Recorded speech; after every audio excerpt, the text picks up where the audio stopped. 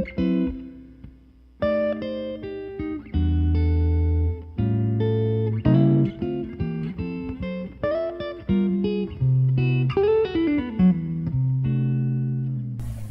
pessoal, bem-vindos à segunda aula do nosso mini curso de Solidity.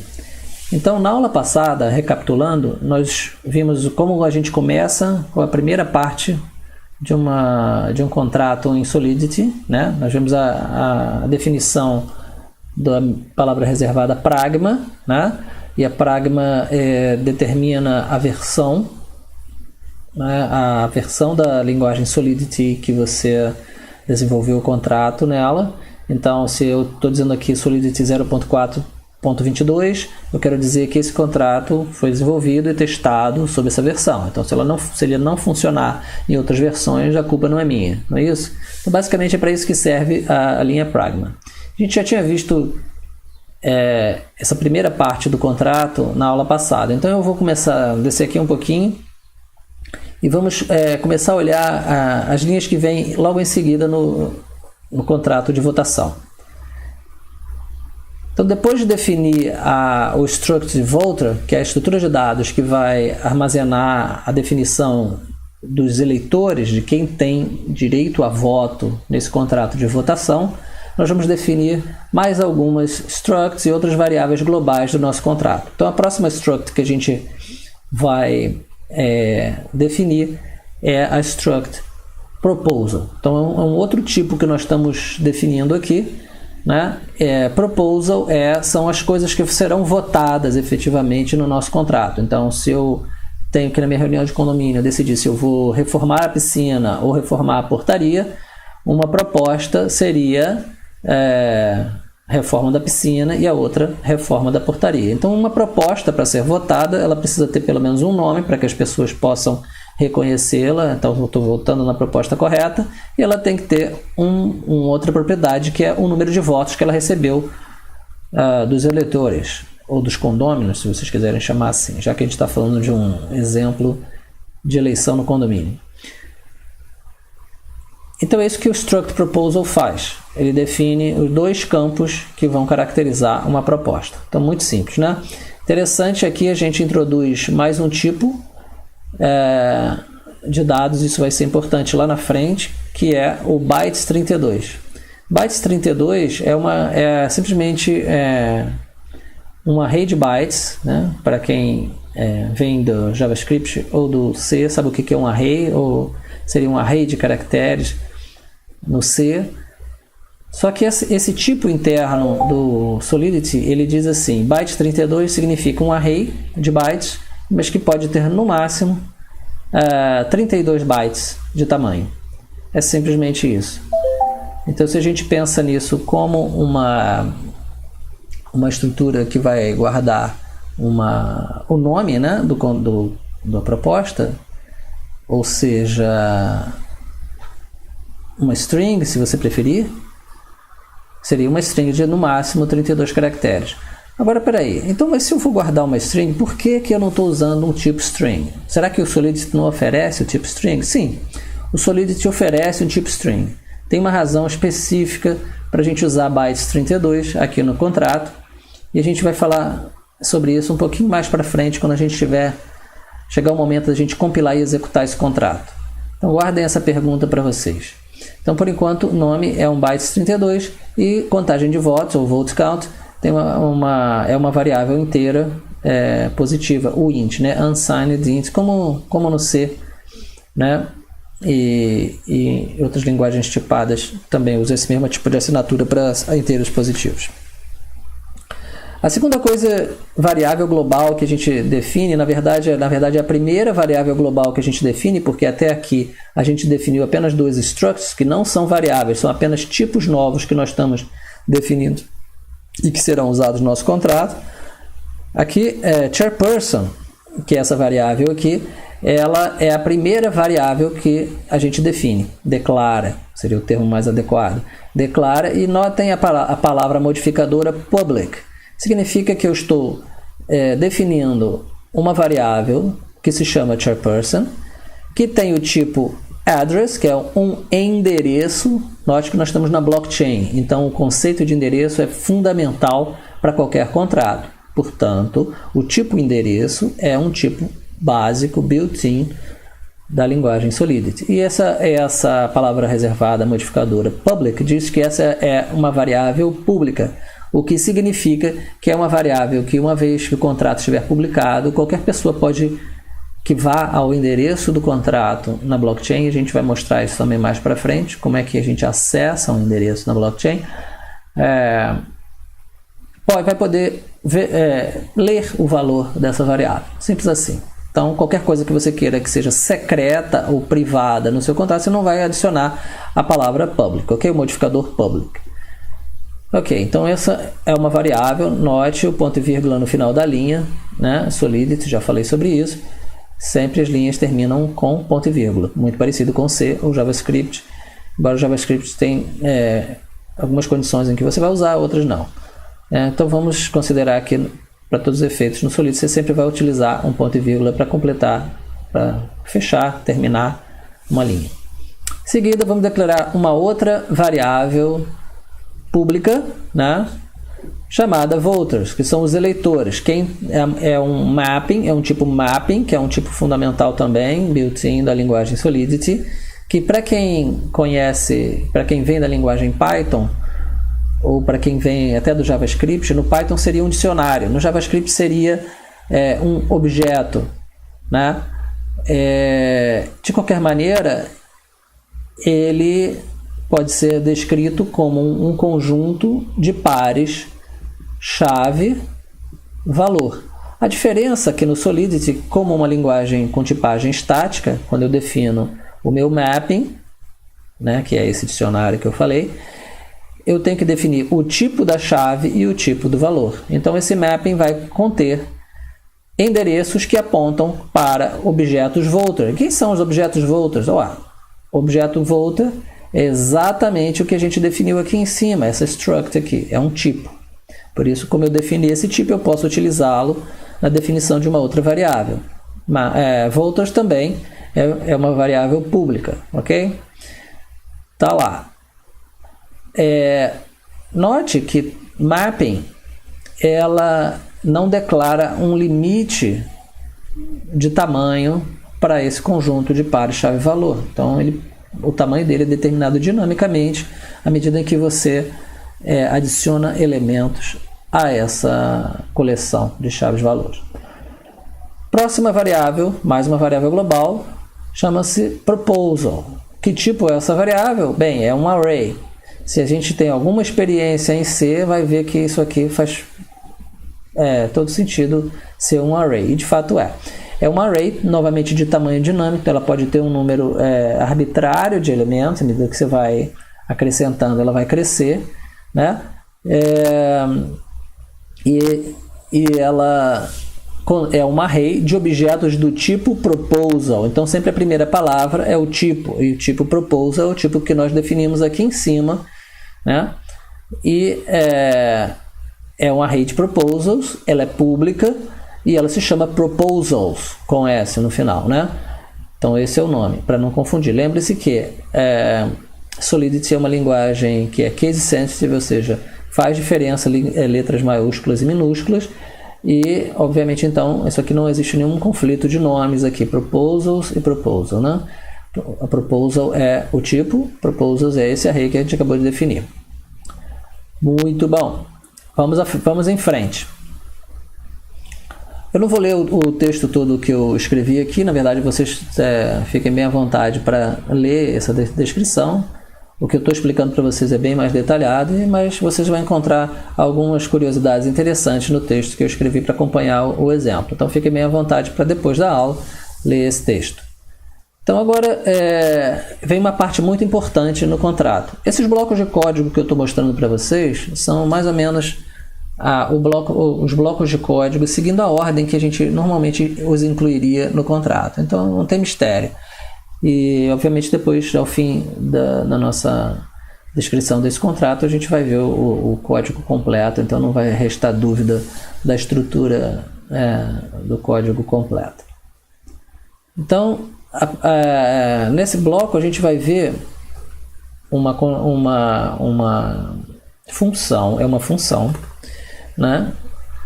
Mas que ela tem uma designação bastante particular. É o construtor. Então, para quem conhece linguagens orientadas a objetos, como Python, vai lembrar que as classes precisam ter métodos construtores, né? Então, para você criar um objeto, você define uma classe que especifica o objeto, e essa classe precisa de um construtor. O que é o construtor? É a função que é executada no momento do instanciamento da classe para formar um objeto e somente naquele momento. No caso do Smart Contracts, pensem no Smart Contracts como uma classe. Então ele também tem um método construtor que em Solidity se chama Constructor. A gente vai ver mais para baixo que o Solidity, as funções em Solidity se chamam functions, como a gente está vendo aqui agora, assim, dando uma olhadinha rapidinha para frente, né? A única exceção a essa definição, ao uso da palavra function para definir funções, é constructor, que também é uma função, mas nós vamos definir com essa palavra reservada constructor para deixar claro, sem sombra de dúvida, que essa função é a função construtora do nosso contrato. E outra diferença da função construtora é que ela não precisa de um nome, né? Então, aqui embaixo a gente tinha function give right to vote, então eu tenho o identificador da função e o nome da função, e o construtor não precisa de um nome. Por quê? Porque ele vai ser chamado direto na inicialização do contrato. Para que ele precisa de um nome? É a única situação em que ele vai ser chamado na construção do contrato. Então, daí a ausência de nome. Então, constructor não tem nome. Em seguida, parênteses, incluindo argumentos opcionais que precisam ser passados para essa função. Afinal de contas, é uma função no momento da sua execução. Então, nesse caso, a gente vai passar um array de bytes 32, que a gente já definiu até um parecido com esse lá atrás. Aliás, não foi um array, foi só um bytes 32. Aqui a gente está definindo um array de bytes 32 chamado proposal names. Então, esse argumento vai ser passado para o constructor no momento da sua execução. A gente tem uma palavra modificadora aqui que chama memory. Isso é muito importante para contratos em Solidity. Contratos em Solidity tem duas áreas de memória, falando de maneira geral, né? Uma é memory e a outra é storage. Memory é um armazenamento, como eu direi, temporário, quando você não quer persistir aquele valor para uso posterior. Você só quer um armazenamento temporário. Isso é importante em Solidity porque vai afetar o custo da execução do contrato. Isso é um outro ponto que a gente vai falar um pouquinho mais para frente. Em contratos Solidity, toda execução, todo o armazenamento de dados tem um custo. E esse custo vai ser calculado pelo compilador a partir do momento em que a gente já estiver pronto para compilar e executar o contrato. Tá? Mas a gente vai voltar a isso quando a gente for falar da compilação do contrato. Então guardem essa pergunta também, se quiserem anotem no papelzinho. Outro detalhe que a gente já viu, palavra public. Construtor é público, ok? Por quê? Porque o construtor ele é executado a partir da publicação, no momento da publicação do contrato, e a publicação do contrato ela é realizada por uma chamada ao código do contrato, está aí público. Né? Até aí morreu Neves, essa é só uma questão de convenção.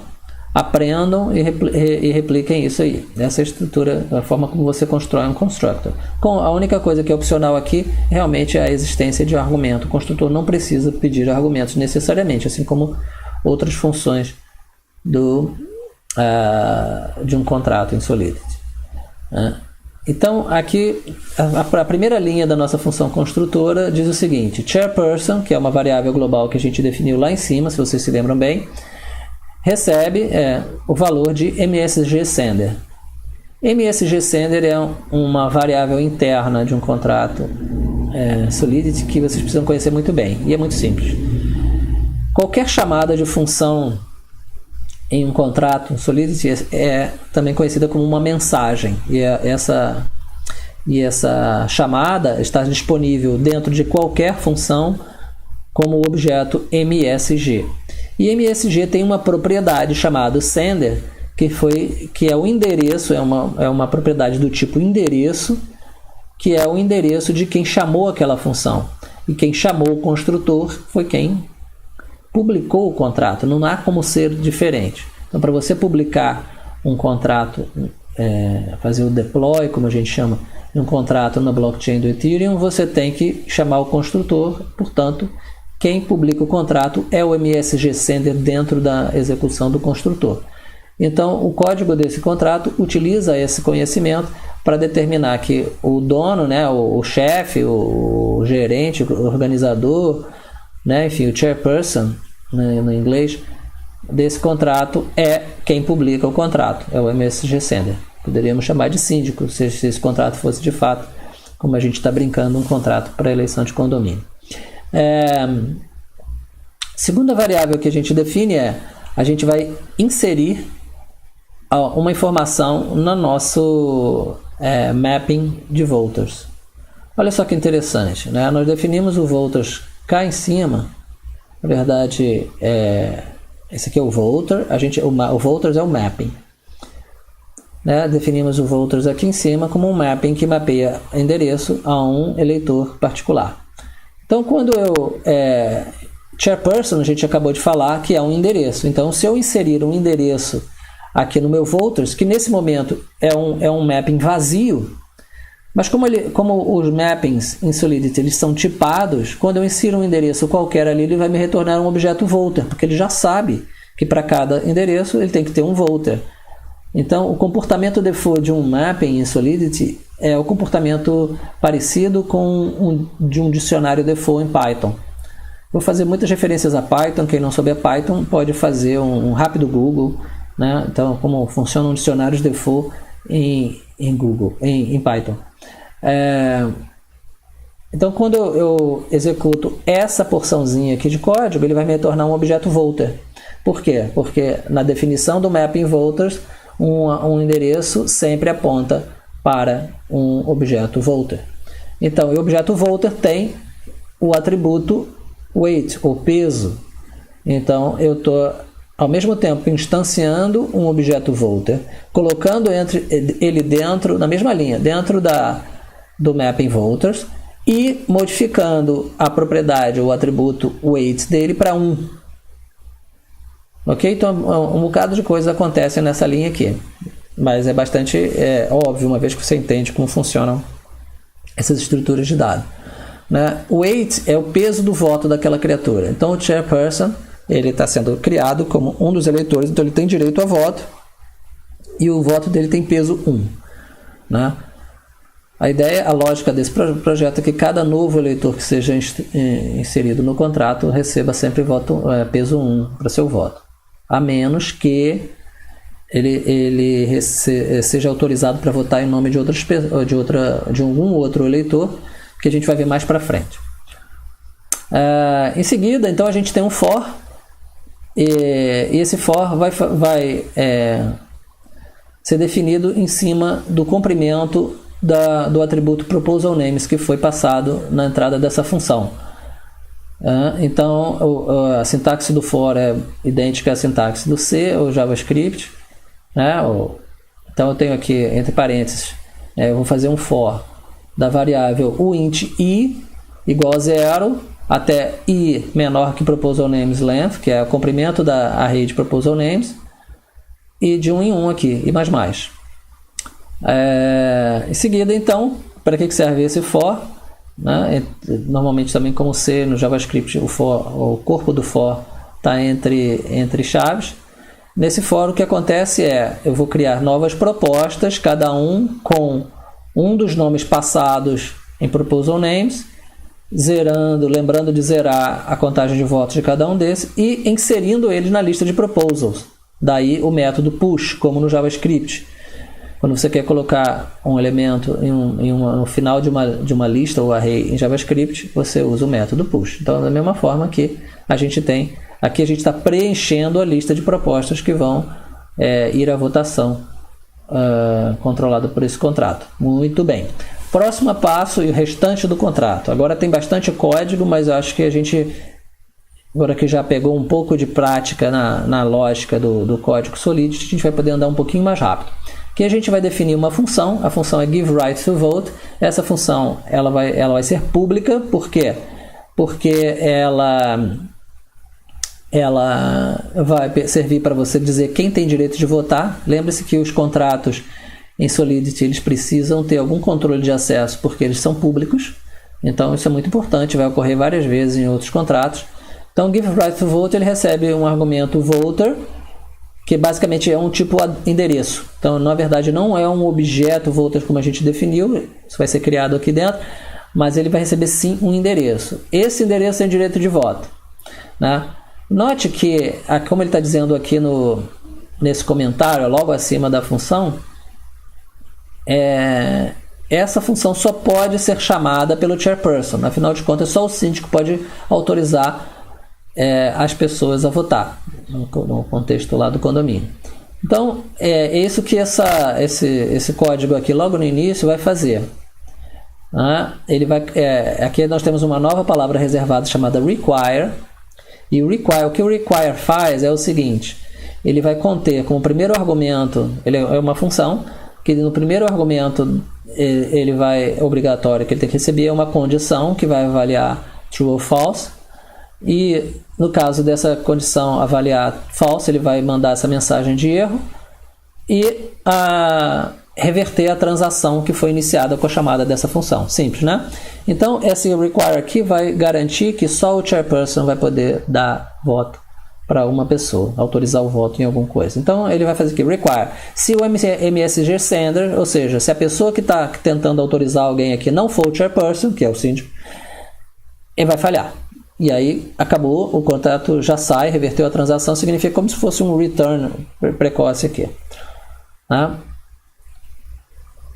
Em seguida, a gente tem um outro require. A gente já sabe como funciona o require. Aqui ele vai verificar se, por acaso, essa pessoa que está sendo autorizada ainda não votou. Então, aqui tem uma exclamação, que é o not.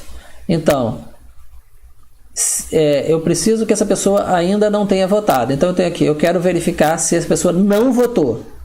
Então, se o statement voter não votou falhar, ele vai mandar a mensagem: esse eleitor já votou, então não pode mais votar. Então ele vai reverter a transação, a função para por aqui.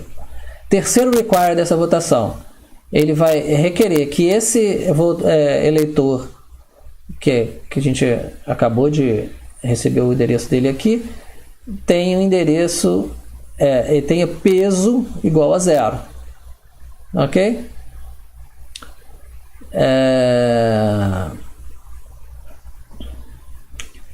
Porque se esse eleitor tiver o peso igual a 1, significa que ele já foi autorizado anteriormente. Logo, se ele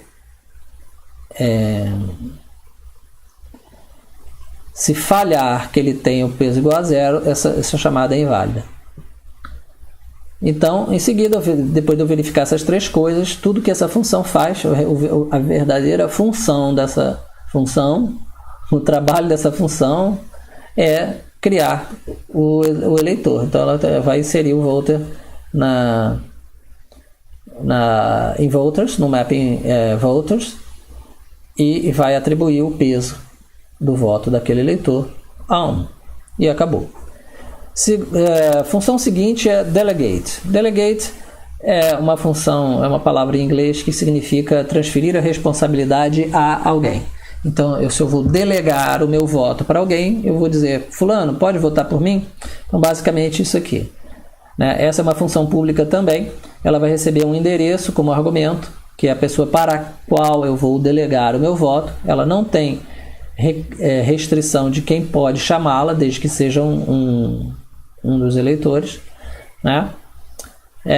Então, a primeira coisa que ele faz é definir uma variável que ele vai chamar de sender, do tipo voter, e aqui eu tenho uma palavra reservada, storage, que diz que essa variável vai persistir, ela não vai ficar na memória apenas, ela vai para o storage. É uma memória um pouco mais persistente. Então aqui, normalmente eu uso o MSG senders, né? Note que eu não preciso passar o endereço de quem vai delegar para a função delegate, porque isso já faz parte da transação que chama essa função. Toda função, como eu falei lá em cima, sempre vai ter um MSG sender, e o MSG sender é quem chamou a função. Então esse cara aqui, MSG sender, é quem vai delegar o voto para alguém, que é o to aqui. Né? E aí, depois que eu criei essa variável interna aqui, eu vou verificar se por acaso esse cara não votou. Se ele tiver não votado, eu vou dizer, você já votou, não pode delegar. Que faz todo sentido, né? Se eu já votei, como é que eu vou passar o meu voto para alguém? Senão era muito fácil, né? Eu voto, depois passo o meu voto para alguém que vai votar de novo. Então eu fico com 2 votos. Não pode.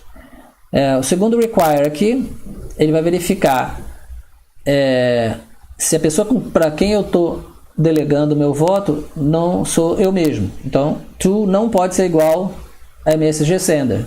Se for, eu vou dizer delegar para si mesmo é proibido. Né?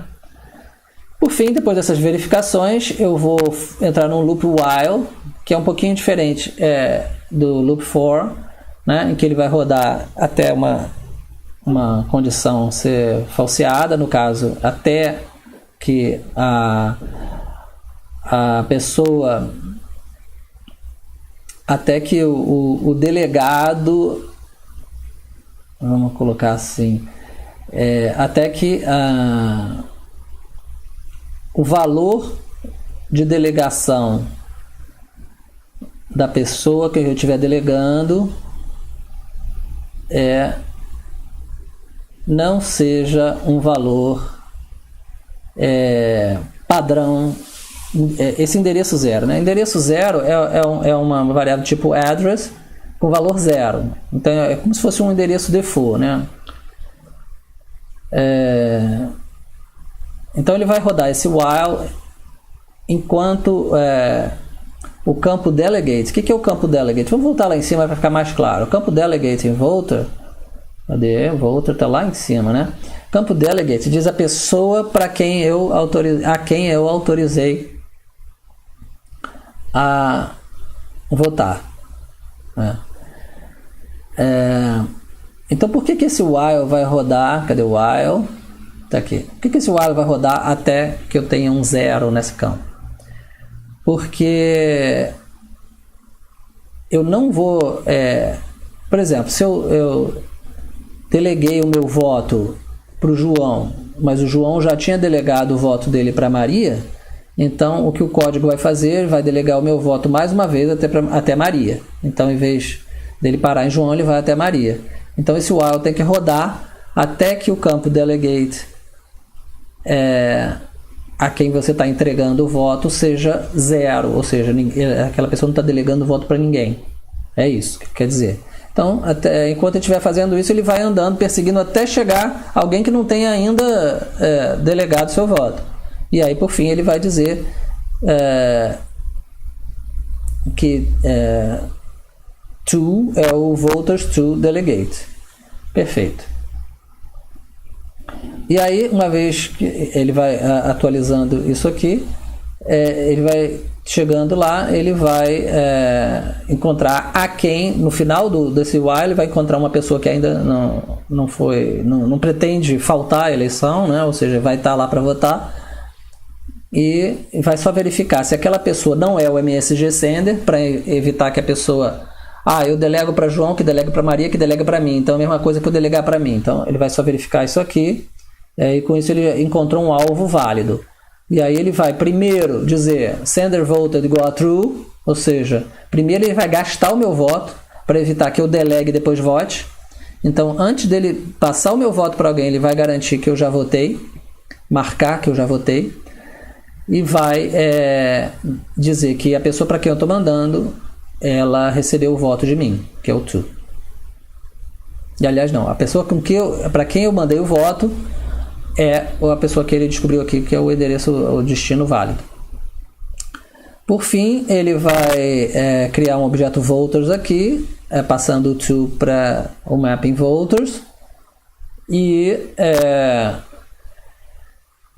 se esse delegate já tiver votado, né, porque obviamente eu posso transferir o meu voto para alguém que já votou, ele simplesmente vai aumentar a contagem de voto da proposta que aquela pessoa votou de mais o peso do meu voto.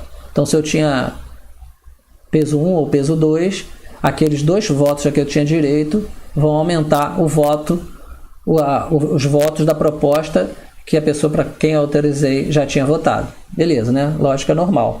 Depois, caso contrário, se a pessoa não tiver votado, ele simplesmente coloca mais um peso no voto daquela pessoa para quando ela votar, então ela vai estar levando o meu voto também. Por fim, estamos chegando ao fim. Que nada, faltam 3 funções. Eu tenho a função voto, né? E a partir daqui eu vou andar até um pouquinho mais rápido para a gente não ficar uma aula muito longa. A função voto recebe uma proposta, é a função que eu vou usar para votar, ela é pública, óbvio, né? Todos os eleitores vão ter que chamar essa função. Ela vai armazenar um voter, que é o MSG Center, que é o ato do cara votar, vamos supor que isso aqui é a função que é executada quando o cara vai para a urna, né? Ela vai checar se esse sujeito não votou ainda, se ele tiver votado, already voted, já votou, sai fora, né? Depois, sempre seta o voted para true e depois diz que ele votou no proposal. É muito importante em funções de Solidity que você garanta a mudança de estado antes de sair da função ou antes de fazer qualquer outra atividade que tenha um efeito colateral para evitar que algum código seja executado antes do estado ser modificado. A gente vai entender isso mais para frente. E por fim, o cara votou, a proposta que ele escolheu vai receber um número de votos igual ao peso que ele tinha no voto dele. Ok, que é 1 se ninguém tiver autorizado ele, ou mais de 1 se alguém já tiver autorizado ele. Por fim, a gente tem 2 funções que chamam uma a outra, né? Note que o winner name é uma função que apenas chama essa winning proposal aqui. A winning proposal é uma função pública, e aqui tem uma palavrinha reservada view, que eu vou explicar daqui a pouco, depois que eu passar aqui do código, que ela simplesmente determina qual foi a proposta vencedora, né? Note uma outra detalhe aqui na definição dessa função que a gente não tinha visto antes, ela também define o valor de retorno. Essa aqui é uma função que retorna um inteiro positivo chamado winning proposal, que eu já adianto para vocês que é o índice da proposta vencedora na lista de propostas, né? Então, primeiro ele começa o código dessa função definindo o número de votos da proposta vencedora como 0. Ele cria essa variável aqui, número de votos da proposta vencedora. Contagem da proposta vencedora igual a 0. Aí depois ele vai iterando por cada uma das propostas, né, e verificando se o número de votos que elas de fato têm é maior do que essa variável aqui. Se for maior, aquela passa a ser temporariamente a vencedora. E vai assim até o fim. No final, ele vai descobrir qual é o índice P da proposta vencedora, que vai ser aquela que tem o maior número de votos. E esse valor, o winning proposal, que é o índice P da proposta vencedora, é retornado, né? Perfeito. O que é view, então? Falei que eu ia explicar, vou explicar. View é uma função, é um modificador de uma função na qual é proibido, o compilador proíbe que qualquer alteração do estado do contrato seja realizada. É uma função que apenas consulta valores, mas não altera valores em nenhuma das variáveis já globais, né? Em nada da storage. Por fim, como eu já tinha falado, essa função winnerName é apenas uma função de conveniência para você já puxar direto o nome da proposta ao invés do númerozinho do índice dela na lista de propostas. Então, com isso, a gente conclui a nossa análise do contrato de eleição, que foi uma verdadeira excursão selvagem no mundo do Solidity, para quem não conhecia, né? Com isso a gente conheceu várias palavras reservadas da linguagem, como definir variáveis globais, como definir funções, como definir construtores, um bocado de coisa para a aula de hoje. Então por isso eu vou parar por aqui hoje, e vocês então vão estudar isso aqui, vão ler a documentação padrão, a documentação que também discute esse exemplo. Na verdade esse exemplo é um exemplo da documentação do Solidity. Então é isso, pessoal. Por hoje é bastante material para vocês digerirem. Então, até a próxima aula. Tchau!